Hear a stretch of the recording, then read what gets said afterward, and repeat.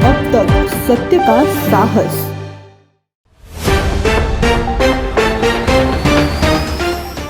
आज शीत सत्र का पहला दिन है। थोराब जी, किन मुद्दों को लेकर सरकार को घेरने का प्रयास किया? मुद्दे तो बहुत सारे मुद्दे हैं।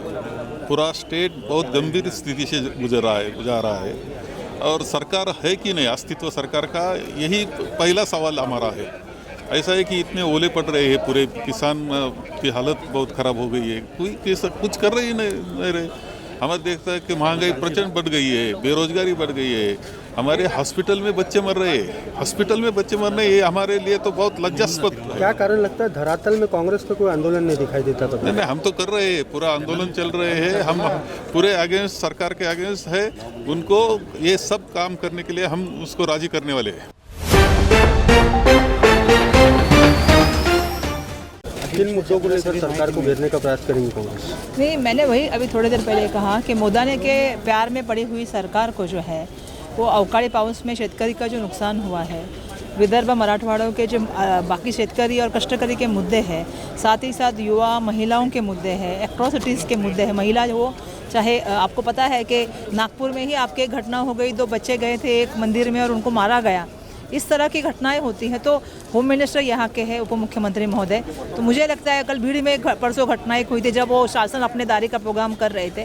तो सरकार को अभी ये ध्यान देना पड़ेगा कि गरीब आदमी को, कष्टकरी के बारे में बात करें। जो 2 साल से जो मैचिंग ग्रांट है वो नहीं दे पाए और 2 साल से जो है वो जितने प्रोजेक्ट हुए उसके पैसे भी नहीं दे पाए।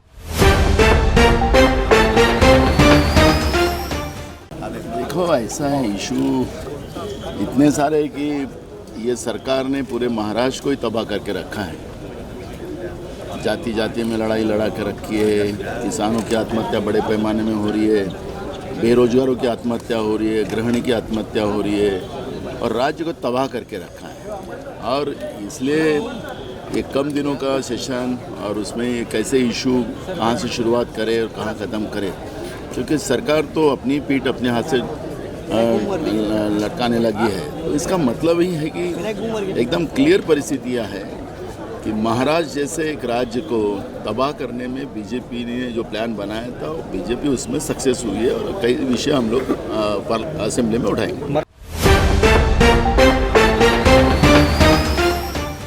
अवकाळी पावसाने, गारपिटीने जे नुकसान झालंय, कालच्या कॅबिनेटमध्येच कालपर्यंत पडलेल्या पावसाचे जेवढे काही पंचनामे आले त्या पंचनाम्याप्रमाणे या अधिवेशनामध्ये अवकाळी पावसाच्या संदर्भात आणि अतिवृष्टीच्या संदर्भामध्ये शेतकऱ्याला फार मोठी मदत करण्याचा निर्णय हा राज्य सरकारने घेण्याची तयारी दाखवलेली आहे आणि येणाऱ्या काळात या अधिवेशनामध्ये त्याची घोषणा पण होईल आणि तात्काळ ते पैसे SDRF आणि NDRFच्या निकषाच्या पुढे जाऊन शेतकऱ्याच्या खात्यावर जमा होतील। चौहान साहब, किन मुद्दों को लेकर सरकार को घेरने का प्रयास? काफ़ी इश्यूज़ है। आजकल आप देखोगे कि ये विदर्भ का सेशन है तो विदर्भ को न्याय मिलना चाहिए। सरकार इतना पैसे, आजकल फाइनेंशियल हालत सरकार की ख़राब है, इतनी अनाउंसमेंट्स कर चुके हैं पर उसकी अमल कुछ नहीं हो रहा है। सब शासन की तिजोरी पर 5 लाख करोड़ से भी ज़्यादा कर्जा हो गया है। पूरा एडमिनिस्ट्रेशन कोलैप्स है। आरक्षण का मुद्दा मेन है।